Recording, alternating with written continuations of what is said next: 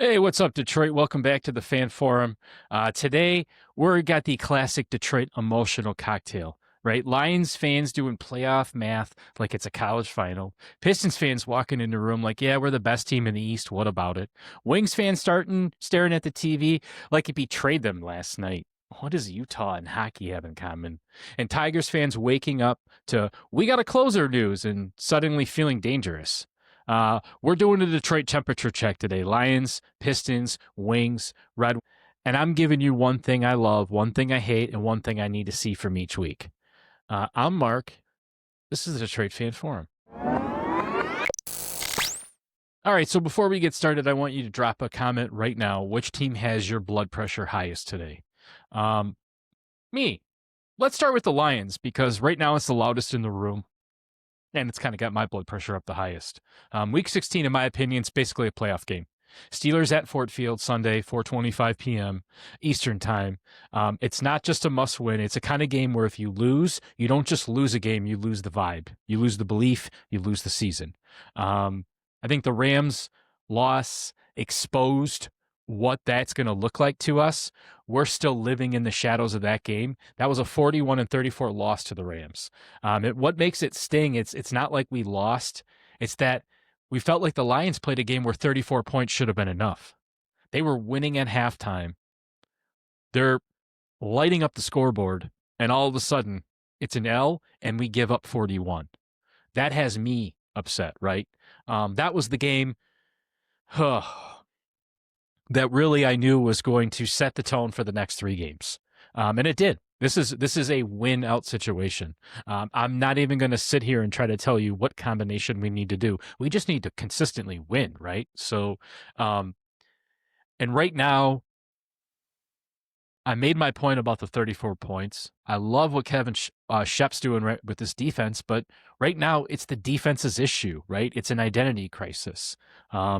We have a pass defense panic, and it's just they don't know who they are each week. And I don't even want to say which team's going to show, what defense is going to show up each week, what defense is going to show up on each play, right? The pass defense talk has gotten ugly. The numbers are be thrown around. It was nice to get to Stafford, but we didn't get to Stafford at the right moments, man. We got to Stafford. We didn't get to Stafford when he was blowing us up with 41. So, it's really bothering me, and I think this is where fans are starting to question Brad Holmes' free agency moves. The whole "we're good" comment, right? Don't tell me we're good. My eyes work. We see how it is. We're not good. We could still use help. And you can make the comment that there's tons of vets out there right now. Like Matt Judon just got released by Miami. I don't really think that that's the answer right now. You can throw as many names as you want to band-aid this up, but the roster is who we are right now. So I think a little too late when it came to that. So when you're looking at a playoff picture for the Lions, this is kind of what you need to root for. Obviously, we're sitting at 8-6, and we have to outpace every team right now in this wild card. So if you're scoreboard watching, pay attention to how the NFC West shakes out because it affects seeding and it pressures teams that we're chasing right now. So Detroit fans, I know you're turning into NASA engineers right now. You're not watching football. You're launching rockets. So now the good news right now is from an injury side, that's something we haven't talked a little bit about because from an offensive line perspective, we're pretty healthy. Obviously, Kirby's out and Brian Branch is out for the rest of the season. But my offensive line, the key to this whole entire season is healthy, and that's what I want to say. We must protect Goff because the defense, we cannot rely on them, right? So really want to get to my three keys for the Lions, especially when it comes to this Pittsburgh team, is start fast, no down 10 and chasing it. We have to make the Steelers feel the building, make them feel the loud energy, and protect the middle. If your center situation is wobbly, it changes everything. Back to my offensive line comments, right? And one defensive momentum play. I don't need perfection. I don't need you to do it on every drive, but I need you to have one big defensive momentum play, right? So close the Lions block. If Detroit wins Sunday, the whole conversation is from panic to, okay, we're alive. So we're going to table that right now because that's where we're at with the Lions. Now the Pistons, It's the top of the East, and it's time we start acting like it. So their record is real, okay? We're the top of the East. They're 21-5 right now. We're first in the East. It's a nice little story, and it's a problem for the league. Now, we saw what they did last season, but this feels different, right?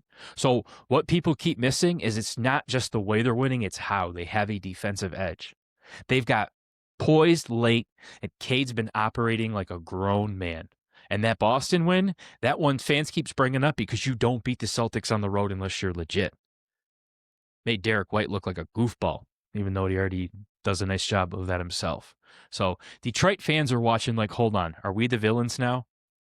So we've got like a couple games in the pipeline, right? I'm going to give you a good example. We've got the Mavericks coming up.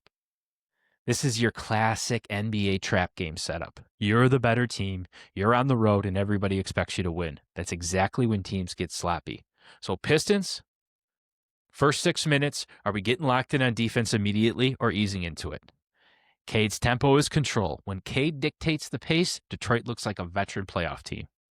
Road maturity. Pistons are 9-3 away. That's not a fluke. So if they win tonight, Detroit fans are going to start saying the thing out loud. Contender. Now we bring on to the Red Wings. Now, Hermdo, I think you've done a fantastic job covering these games and the summaries of these games, but this Utah game, that had wasted chances written all over it, right? 5-game winning streak, 5 out of 6. And here comes Utah. Ugh, I know, it felt gross. The Wings lose 4-1 at LCA to Utah, and it's one of those games where the scoreboard didn't just say loss, it said missed opportunities, right? So Detroit's power play chances didn't cash in, and the game got away late. And I think Hermdos pointed out that that's one of their biggest weaknesses this season. So you ever had a night where nothing bounces your way? Yeah, I would probably say whoever paid for that experience last night, especially sitting up in those ultra shitty seats in LCA. So I'm not doing the whole burn it thing down, but I think when you have chances, you have to take advantage of them. And I think the Wings have been very streaky at best in that, right? So still have a lot of hope, but it gets to the point where they need to start taking games like Utah at home and making that a 4-1 win. Oh boy, here comes my Tigers. Kenley Jansen is a statement. Now, the Tigers, and this is the happiest topic today, Detroit finalized the deal with Kenley Jansen, and suddenly Tigers fans are walking different. A 1-year deal, and the point is obvious. Close games matter, and Detroit wants to slam doors. Jansen isn't just a guy, he's one of the most accomplished closers ever, up near the top of the all-time saved list. So Tigers fans don't feel like one more bat away from being real, or are you still waiting on the bigger move? Now, I did see today that Alex Bregman is working out with Spencer Torkelson. So there's a lot of Bregman to Detroit rumors. However, I still think you're not the team you think you are when it comes to these attractive free agencies. So now to kind of do a little temperature check back to all three teams. So I'm going to ask you to put some answers in the comments, right? So Lions beat the Steelers Sunday, yes or no? You think the Pistons win in Dallas? Will the Wings bounce back next game, or are we worried? And the Tigers, are they done shopping or just started on Jansen? So hit like and subscribe. If you're listening to the audio, leave a rating. Really appreciate everybody. YouTube, Spotify, we're on Twitch. Check out Hermdo. Check out his page. He's given a lot of opportunity for you to get involved into the brain of Hermdo, which is an absolutely amazing brain to be in. Also want to say thank you for watching. Thank you for liking. Thank you for subscribing. And we will talk to you later. One Pride. Peace.